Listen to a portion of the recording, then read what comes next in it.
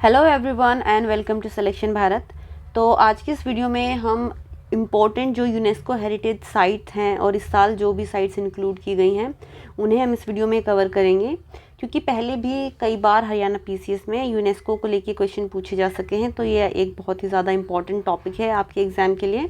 तो इस वीडियो को आप एंड तक ज़रूर देखिएगा, और अगर आपने अभी तक हमारे चैनल सिलेक्शन भारत को सब्सक्राइब नहीं किया है तो ज़रूर से कर लीजिएगा। चलिए वीडियो को शुरू करते हैं। देखिए, सबसे पहले हम बात कर रहे हैं ईरामट्टी दिबालू, जो कि जिसका मतलब होता है रेड सैंड ड्यून्स। ठीक है, ये नेचुरल कोस्टल फॉर्मेशन होते हैं जो विशाखापट्टनम आंध्र प्रदेश में मेजरली देखा जाते हैं। टोटल एरिया की बात करें तो 1500 एकड़ में इस तरह के जो फीचर्स हैं हमें देखने को मिलते हैं। Composed of sand, silt, clay layer and distinctive reddish hue caused by iron oxidation.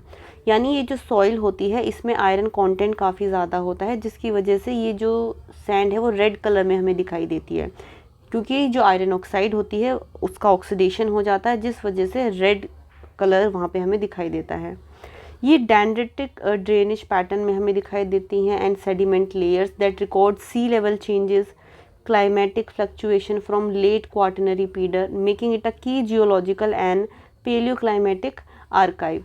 यानी यहाँ पे ये जो मेजर चेंजेस हमें देखने को मिल रहे हैं ये भी रिप्रेजेंट करता है कि आखिर क्लाइमेट कितनी जल्दी कितनी फास्ट चेंज हो रहा है। इस तरह के जो फीचर हैं फर्स्ट 1886 में डॉक्यूमेंट किए गए थे by British geologist William king के द्वारा। Only 3 similar coastal dune systems. Globally देखा जाए तो 3 सिस्टम्स के बारे में ये बात करता है कि जिसमें से अभी जो हमने एक विशाखापट्टनम में देखा, उसके बाद श्रीलंका में और तमिलनाडु में हमें देखने को मिलता है। इस तरह के जो ड्यून्स वाले फीचर हैं इन्हें national Jio heritage monument by the geological survey of India in 2006 ने इन्हें एक नेशनल हेरिटेज डिक्लेयर किया था। जो कि इनका जो मेजर चैलेंज है कि इनका कंजर्वेशन यानी धीरे धीरे डिग्रेड होते जा रहे हैं ड्यू टू टूरिज्म, फिल्मिंग और weak enforcement requiring strong protection. Its inclusion is UNESCO tentative list in first step towards world heritage site nomination. देखिए, टेंटेटिव लिस्ट में वो साइट्स को भी हम मतलब कंसीडर कर रहे हैं कि हो सकता है आने वाले फ्यूचर में हम उन साइट्स को यूनेस्को हेरिटेज लिस्ट में इंक्लूड कर ले, बट अभी ये जो सैंड ड्यून्स हैं इन्हें यहाँ पे हमने इंक्लूड नहीं किया, मतलब यूनेस्को की लिस्ट में इंक्लूड इनको अभी नहीं किया गया है। This include that India will commit, और जो ये जियोलॉजिकल हेरिटेज है इन्हें प्रिजर्व करेंगे और सस्टेनेबल इको टूरिज्म को यहाँ पे प्रमोट किया जाएगा। The site meets UNESCO Geological Heritage Site criteria related to tectonic and coastal systems। यानी यूनेस्को के डिफरेंट क्राइटेरिया होते हैं जिनके बेसिस पे वो डिफरेंट जो मॉन्यूमेंट्स होते हैं उनके प्रिजर्वेशन के लिए उनको यूनेस्को की लिस्ट जो होती है उसमें ऐड करता है। तो उसमें जो ये जो साइट है ये क्राइटेरिया को फुलफिल करती है। The nomination complement near by Tirumala hills, यानी इसके अलावा जो वहाँ पे तिरुमला हिल्स है उसको भी यहाँ पे कंसीडर किया जा सकता है इस लिस्ट में इंक्लूड करने के लिए for tentative list and for their geological significance। Next site है सारनाथ के बारे में हम बात करने वाले हैं। तो एएसआई ने एक करेक्शन यहाँ पे किया है कि उन्होंने जो प्लेट लगाई है सारनाथ के बारे में कि सारनाथ को डेवलप करने में किसी लोकल रूलर का हाथ था, ना कि ब्रिटिशर्स का, क्योंकि जब ब्रिटिश यहाँ पर आए थे तो उन्होंने जितनी भी हिस्टोरिकल मेजर साइट्स उनको लगी उन्होंने वहाँ से जो लोकल रूलर्स थे उनका नाम हटा के अपना नाम लगा दिया कि हमने इस साइट को डिस्कवर किया है, वो लोग यहाँ पे इन साइट्स को प्रिजर्व कर रहे हैं। तो अभी रिसेंटली और इंडिया ने ऑफिशियली नॉमिनेट भी किया है सारनाथ को ताकि उसे यूनेस्को वर्ल्ड हेरिटेज लिस्ट में यहाँ पे शामिल कर लिया जाए, पर अभी टेंटेटिव लिस्ट में इसका नाम है, अभी से यूनेस्को लिस्ट में ऐड नहीं किया गया है। सारनाथ की अगर बात करें तो ये वाराणसी में है, अगर वाराणसी से लगभग 10 किलोमीटर की दूरी पे है, जहाँ पे बुद्धा ने अपना फर्स्ट सरमन है जो वो डिलीवर किया था। तो हम इसको मान सकते हैं कि ये एक बुद्धिज़्म के एस्पेक्ट से एक बहुत ही ज़्यादा मेजर साइट है, और यहाँ पे बुद्धिस्ट संघा यानी बुद्धिस्ट जो मॉन्क हैं उनकी कम्युनिटीज़ भी यहाँ पे रहती हैं। फर्स्ट सरमन को हम धर्म चक्र परिवर्तन से भी रिलेट करते हैं, जिसका मीनिंग होता है the turning of wheel of dharma. जब बुद्धिज़्म हम पढ़ते हैं तो उसमें और भी बाकी सारे इवेंट्स हम बुद्धा की लाइफ में पढ़ते हैं जो उनकी लाइफ से जुड़े हुए हैं और उनका डिफरेंट सिग्निफिकेंस भी है। Rediscovery of Sarnath is credited to the worker of Jagat Singh. देखिए, रिसेंटली जो आर्कियोलॉजिस्ट हैं इनका नाम आप ध्यान रख सकते हैं कि रिसेंटली इन्होंने जो नई डिस्कवरीज इस प्लेस पे की हैं उनका क्या सिग्निफिकेंस है। ये दीवान थे राजा चैत सिंह के in Banaras, who unearthed the site and digging for brick stone for a new market place. Next important initiative जो यूनेस्को ने इस साल यहाँ पे लॉन्च किया है वो है virtual museum of stolen cultural object. यानी देखिए एक वर्चुअल म्यूजियम यहाँ पे एक बनाया जाएगा जिसमें जितने भी स्टोलन ऑब्जेक्ट्स हैं उन्हें एक AI की फॉर्म में या फिर उनके कुछ 3D मॉडल्स यहाँ पे रखे जाएंगे। ये जो इनिशिएटिव है डिजिटल प्लेटफॉर्म पे ही अवेलेबल रहेगा ताकि जो कम्युनिटीज़ हैं उनका जो कल्चरल हेरिटेज है वो दोबारा से उसे रिविज़िट कर पाएँ, जो कि या तो कहीं पे टूट गए हैं या फिर किसी ने स्टॉल कर लिए। देखिए मेजरली ये सारी चीज़ें ब्रिटिश कॉलोनियलिज्म से रिलेटेड हैं, क्योंकि उसी टाइम पे इंडिया और बाकी जो कंट्रीज़ हैं जिनको कॉलोनाइज़ किया गया था वहीं से लूटेड सारी चीज़ें फिर ब्रिटेन या फिर डिफरेंट पार्ट्स ऑफ वर्ल्ड में वहाँ से डिस्ट्रीब्यूट हुई थी। It seeks a confront of the illicit trafficking heritage item particularly those lost due to colonialism. तो यहाँ पे ये एक अच्छा इनिशिएटिव है जिससे ये पता हमें बेसिकली चल भी पाएगा कि कौन सा आर्टिफैक्ट रियल में किस कंट्री को बिलोंग करता था। Museum aim to gradually empty itself when items are recovered and return. देखिए यहाँ पे ये इनिशिएटिव भी है, अगर कोई भी ऐसा आर्टिफैक्ट मिलता है जो पता चलता है कि स्टोलन था और इंडिजीनियसली जिस कंट्री को बिलोंग करता था उस कंट्री को यहाँ पे उसे रिटर्न भी किया जाएगा। तो ये काफ़ी अच्छा इनिशिएटिव है यूनेस्को का। तो यूनेस्को जो वर्ल्ड कॉन्फ्रेंस हुई जिसमें कल्चरल पॉलिसीज़ यहाँ पे बनाई गई, कल्चरल पॉलिसी के साथ साथ सस्टेनेबल डेवलपमेंट को भी एक कोर एरिया माना गया टू डेवलप वर्ल्ड, और जो वर्ल्ड का कल्चर है उसे भी यहाँ पे रीयूनाइट करने की बात फिर से की गई है। ठीक है। Mondiacult was first held in 1982 and relaunch in 2022। इसमें जो it is a ministerial forum, यानी डिफरेंट कंट्रीज़ के जो मिनिस्टर हैं, देखिए इसमें ज़रूरी नहीं है कि कोई कंट्री के PM या प्रेसिडेंट जा रहे हैं यहाँ पे, कोई और मिनिस्टर है, मान लीजिए हमारे यहाँ पे मिनिस्ट्री ऑफ कल्चर के जो मिनिस्टर हैं वो भी यहाँ पे पार्टिसिपेट करने जा सकते हैं, ताकि ये एक मल्टीलेटरल प्लेटफॉर्म है, ताकि और ये वर्क करता है कि जो डिफरेंट कंट्रीज़ हैं उनके बीच में हेरिटेज को, क्रिएटिविटी को, एजुकेशन को और जो इन्वायरमेंटल राइट्स हैं उन्हें यहाँ पे प्रमोट किया। तो recently UNESCO creative city of gastronomy organise की गई थी उज़्बेकिस्तान में, और वहाँ पे जो लखनऊ है जो इंडिया की सिटी है उत्तर प्रदेश की, उसे ऑफिशियली यहाँ पे UNESCO creative city of gastronomy declare कर दिया गया है। अगर हम यूनेस्को के सेशन की बात करें तो ये 43rd सेशन था यूनेस्को का जनरल कॉन्फ्रेंस का, जो कि उज़्बेकिस्तान में कंडक्ट करवाया गया। यहाँ पे जो डिफरेंट सिटीज़ हैं उनकी जो सेंचुरी ओल्ड यहाँ पे जो चीज़ें हैं उन्हें सेलिब्रेट किया जाता है। जैसे अगर हम लखनऊ की बात करें तो उसका जो क्विजीन है यानी अवधी क्विजीन उसको हम बोलते हैं, और जो लिविंग फूड ट्रेडिशन है, इंक्लूसिव हेरिटेज कल्चर है, उन सभी चीज़ों को यूनेस्को की जो सिटी ऑफ गैस्ट्रोनॉमी लिस्ट है उसमें इंक्लूड किया गया है। The positions Lucknow among world's top gastronomic destination along Hyderabad and Telangana.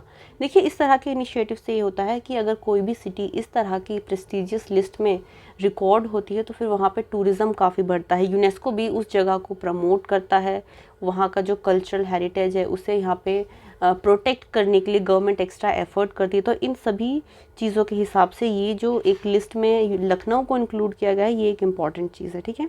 और क्रिएटिव सिटी का इसको स्टेटस दिया गया है, यानी अब ग्लोबली इसका जो आउटरीच है वो बढ़ेगी। यहाँ पे फूड और जो बाकी चीज़ें हैं यहाँ पे उसे प्रमोट किया जाएगा। बाकी जो सिटी यहाँ पे इंक्लूड की गई हैं वो है अल मदीना और अल मुन्नवारा, ये सऊदी अरेबिया की सिटीज़ हैं। इसके अलावा जरगोज़ा और क्यूनेका जो कि स्पेन की सिटीज़ हैं, इन्हें यहाँ पे इंक्लूड किया गया है।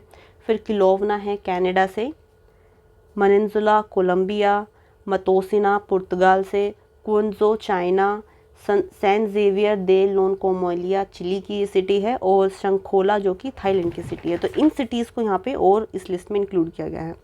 The recognition come on world cities day. देखिए अब यहाँ पे ये स्टेट पीसीएस में कई तरह इस तरह के फैक्चुअल क्वेश्चन भी पूछे जा सकते हैं कि मान लीजिए आपसे पूछा गया कि वर्ल्ड सिटी डे कौन सी डेट को सेलिब्रेट किया जाता है, तो वो है 31 अक्टूबर को सेलिब्रेट किया जाता है।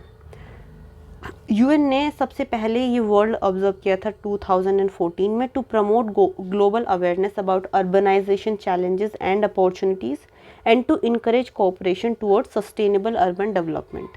यूएन हैबिटेट की जो ये लेगेसी है ये काफ़ी टाइम तक आगे बढ़ती चली गई है। और खुला तो है जाए। नेक्स्ट न्यूज़ जो कि है सिरपुर आर्कियोलॉजिकल साइट के बारे में। तो ये एक आर्कियोलॉजिकल साइट है छत्तीसगढ़ में, जिसे प्रपोज किया गया है यूनेस्को वर्ल्ड हेरिटेज लिस्ट के लिए। 5th सेंचुरी की आर्कियोलॉजिकल साइट है। और आर्कियोलॉजिकल सर्वे ऑफ इंडिया जो Sirpur special area development authority है, उसने एक जॉइंट इंस्पेक्शन यहाँ पे कंडक्ट किया और उसे नॉमिनेट किया है कि इसे भी हमें यूनेस्को हेरिटेज लिस्ट में शामिल करना चाहिए। सिरपुर की बात करें तो रायपुर के पास है ये, जो कि है महानदी रिवर के पास में, और इसे सिरपुर या फिर सिरपुरा दोनों ही नामों से जाना जाता है। और ये 5th से और 12th सेंचुरी के बीच में एक इम्पोर्टेंट हिंदू, जैन और बुद्धिस्ट मॉन्यूमेंट की साइट रही है, यानी तीनों ही रिलीजन के मॉन्यूमेंट्स इस जगह पे प्रेजेंट हैं। ये जो साइट है सबसे पहले डिस्कवर्ड की गई थी in 1882 by Alexander Cunningham and was capital of Dakshin Kosala under Panduvanshi and later Somvanshi kings. तो ये आप समझ सकते हैं पांडुवंशी, यानी अगर आप रिलेट कर पाएंगे तो महाभारत की स्टोरी भी यहाँ से कनेक्ट होती है। और फाइन एग्जांपल बोल रहे हैं कि अर्ली अर्बन प्लानिंग 1882, तो देखिए इतना ज़्यादा, अगर हम 5th से 12th सेंचुरी की बात करें, सबसे पहले जो अर्बन प्लानिंग थी वो इंडिया में वो IVC ही है, बट ये उससे भी उसके बाद की एक अर्बन प्लानिंग सिटी थी। यहाँ पे लक्ष्मण टेम्पल है जो कि डेडिकेटेड है विष्णु जी को, जो कि 7th सेंचुरी में बनाया गया था। और आप इसे बोल सकते हैं कि नगर स्टाइल टेम्पल में बना हुआ एक बहुत ही अच्छा एग्जाम्पल है नगर स्टाइल टेम्पल का। इसके अलावा यहाँ पे सुरंग तिला कॉम्प्लेक्स बनाया गया है, जिसमें काफ़ी हाई टेरेसेस बनाए गए हैं, जिसमें टोटल 37 स्टेप्स बनाए गए हैं। पंचायतन स्टाइल में इस टेम्पल को बनाया गया है।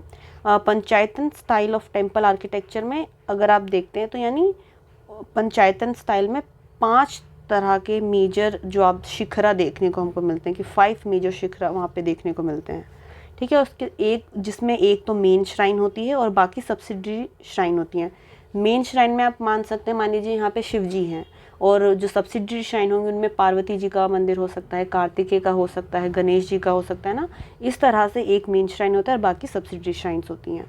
वर्ल्ड हेरिटेज साइट ने डिफाइन किया है इस प्लेस को कि ये आउटस्टैंडिंग यूनिवर्सल वैल्यू ऐड करेगा अगर हम इस यूनेस्को की लिस्ट में ऐड करते हैं, जिस वजह से यहाँ पे टूरिज्म बढ़ेगा और साथ ही साथ ये रेवेन्यू भी जनरेट करेगी ये साइट। तो इस तरह से हम मान सकते हैं कि यूनेस्को की लिस्ट में ऐड होते ही एक फंड मोबिलाइजेशन और जो उसके आसपास की इकोनॉमी है उसे भी स्ट्रेंथन करेगा। इंटेंजिबल कल्चरल हेरिटेज साइट, तो देखिए ये 20th सेशन हुआ इंटर गवर्नमेंटल कमेटी का फॉर सेफगार्डिंग इंटेंजिबल। देखिए कुछ होती हैं टेंजिबल कल्चरल साइट्स, जैसे कि कोई टेम्पल हो गया है ना। अभी रिसेंटली हमने देखा कि लखनऊ एक सिटी है, वो भी एक टेंजिबल एसेट है जिसको हमने इंक्लूड किया। इनटेंजिबल मान लीजिए कोई लैंग्वेज हो गई, कोई ऐसा सॉन्ग हो गया, या फिर कोई ऐसा फेस्टिवल हो गया जिसे हम प्रिजर्व करना चाहते हैं, तो वो एक इनटेंजिबल कल्चर है इंडिया का। ठीक है, तो ये टेंजिबल और इनटेंजिबल में डिफरेंस था यहाँ पे। तो रिसेंटली जो दीपावली है, जिसे एक मेजर हिंदू फेस्टिवल माना जाता है, उसे यहाँ पे इंस्क्राइब किया गया है इंटेंजिबल कल्चरल हेरिटेज साइट में। It is recognized as a living heritage that strengthens social bonds, support traditional craftsmanship, reinforce value of generosity and well-being, and contributed to sustainable development goals. अभी तक हम total बात करें तो India से total 16 entry हैं इस लिस्ट में। देखिए ज़्यादा तो हमें क्योंकि याद करने की ज़रूरत नहीं है, बट रिसेंट 5 to 6 ईयर में जो साइट्स ऐड हुई हैं उनके ऊपर आपसे क्वेश्चन ज़रूर पूछा जा सकता है। तो एक बार हम देख लेते हैं। देखिए दीपावली को 2025 में ऐड किया गया है। इससे पहले गरबा जो कि गुजरात का एक मेजर डांस फॉर्म है, जो कि मेजरली नवरात्रि के टाइम पे खेला जाता है, इसे 2023 में ऐड किया गया है। इससे पहले दुर्गा पूजा का जो फेस्टिवल है कोलकाता का, उसे 2021 में ऐड किया गया था। और 2017 में जो कुंभ मेला है उसे भी इस लिस्ट में ऐड किया गया था। योगा को यहाँ पे 2016 में ऐड किया। उसके बाद ट्रेडिशनल ब्रास और कॉपर क्राफ्ट जो है पंजाब का, यानी जिसे पीतल का जो बर्तन होते हैं उनके बारे में यहाँ पे उसे भी ऐड किया गया। फिर है संकीर्तना, ये एक असम का मेजर फोक कह सकते हैं, या स्पिरिचुअल जैसे कि आप बोल सकते हैं कि यहाँ पे जब मंदिर में जैसे आरती की जाती है और संकीर्तन किए जाते हैं, यानी उसी तरह का जो रिचुअल होता है ये परफॉर्म किया जाता है। ठीक है। इसके बाद जो बुद्धिस्ट चैंटिंग है लद्दाख की, यानी बुद्धिस्ट जब प्रेयर करते हैं तो कुछ मंत्रों का उच्चारण करते हैं, उसे भी यहाँ पे ऐड किया गया है।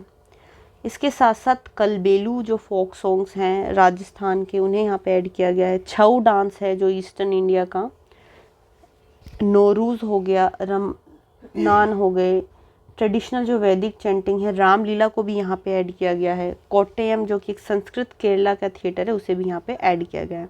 तो सारे आपको याद करने की ज़रूरत नहीं है, बट जो मेजर स्टार्टिंग के अभी रिसेंट के 5 से 6 फेस्टिवल्स हैं उन्हें आप ज़रूर से याद रखिए। तो ठीक है, इसी के साथ हमारा ये डिस्कशन जो कि मेजर यूनेस्को हेरिटेज साइट्स के बारे में था कंप्लीट होता है। अगर आपको वीडियो पसंद आई तो इसे लाइक कीजिए, ज़्यादा से ज़्यादा अपने दोस्तों के साथ इसे शेयर कीजिए, और अगर आपने अभी तक हमारे चैनल को सब्सक्राइब नहीं किया है तो ज़रूर से करिए। Thank you for watching.